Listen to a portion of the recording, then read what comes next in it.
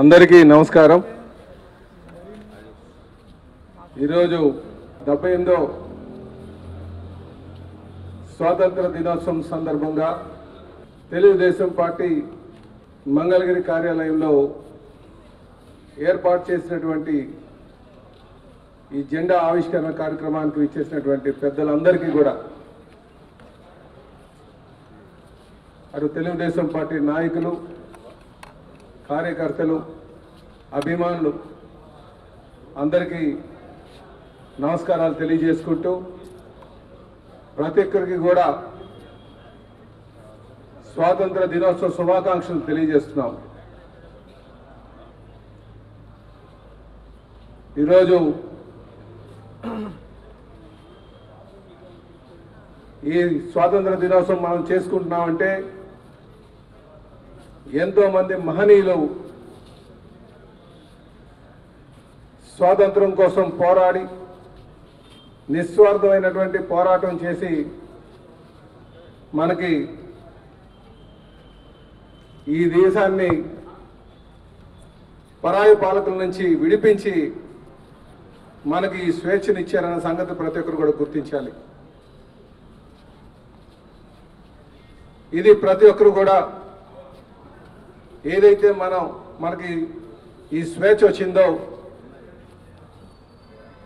అది ప్రజలకు మంచి చేస్తూ, వ్యవస్థ నిర్మాణం చేస్తూ ముందుకు వెళ్లాల్సినటువంటి బాధ్యత ప్రతి ఒక్కరిపైన ఉందన్న సంగతి గుర్తించాలి. ఏ రోజైతే మనం నిస్వార్థమైనటువంటి పాలన అందిస్తామో, ఏ రోజైతే న్యాయ ధర్మాలను ముందుకు తీసుకువెళ్తామో ఆ రోజే నిజమైనటువంటి నివాళులు అర్పించినట్టుగా, ఎవరైతే ఈ దేశం కోసం ప్రాణత్యాగం చేసినటువంటి వారికి నిజమైన నివాళులు అర్పించినట్టుగా మనం భావించాలని చెప్పి ఈ సందర్భంగా తెలియజేస్తున్నాం. ఎందుకంటే బ్రిటిష్ పాలకులతో వాళ్ళు స్వేచ్ఛను హరిస్తూ, ప్రజాస్వామ్య విలువను కాలరాస్తూ, ఇష్టానుసారం వాళ్ళు చేసినటువంటి పాలన అందరికీ తెలిసిందే. అందుకనే ప్రజాస్వామ్య విలువను కాపాడడం కోసం ఈరోజు ప్రతి ఒక్కరు కూడా ఆలోచించాలని చెప్పి ఈ సందర్భంగా తెలియజేస్తున్నాను. ఎందుకు ఈ మాట చెప్తాం అంటే, గడిచిన 5 సంవత్సరాలుగా ఒక నియంత పోకడలతో పాలించినటువంటి తీరు చూశారు. 200 ఏళ్ళు పాలించినటువంటి బ్రిటిష్ వారు వాళ్ళు దోచుకున్నటువంటి సొమ్ము చూస్తే 45 లక్షల కోట్లట. కానీ 5 సంవత్సరాల్లోనే ఒక ఉన్మాది ప్రజల యొక్క జీవితాలను చిన్నాభిన్నం చేసి ఈ రాష్ట్రంలో ఉన్నటువంటి ఖనిజ సంపద కావచ్చు, అనేక విధాలుగా దోపిడీ చేసినటువంటి విషయాన్ని గమనించాలి.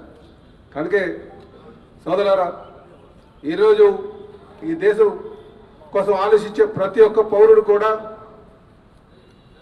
న్యాయ ధర్మాలు, వ్యవస్థ నిర్మాణం వైపు నడవాలని చెప్పి ఈ సందర్భంగా తెలియజేస్తున్నా. అలాగే తెలుగుదేశం పార్టీ స్థాపించినటువంటి వ్యవస్థాపక పెద్దలైనటువంటి కీర్తిశేషులు నందమూరి తారక రామారావు గారి యొక్క ఆశయాలు కూడా మీరు గమనించాలి. ప్రతి ఒక్కరికి తినడానికి తిండి ఉండాలి, కట్టుకోవడానికి బట్ట ఉండాలి, ఉండడానికి ఇల్లు ఉండాలనే ఒక నినాదంతో వారు పార్టీ పెట్టారు.